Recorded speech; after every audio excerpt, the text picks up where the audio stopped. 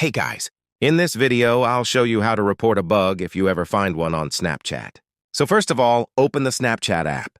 Next, tap on your profile icon located at the top left corner. After that, tap on the settings icon in the top right corner. Now scroll down until you see the support section. Here, tap on the second option called Bugs and Suggestions. Then, select the first option which says Report a Bug. Next, choose the category where you experience the issue. For example, let's go with camera. Now, describe the bug in detail so the Snapchat team can understand what's happening. After that, tap on Add Attachment and attach the screenshots showing the bug.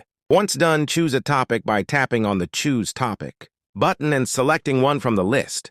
When you're done, go back to the main page and tap on the Submit button at the bottom of the screen.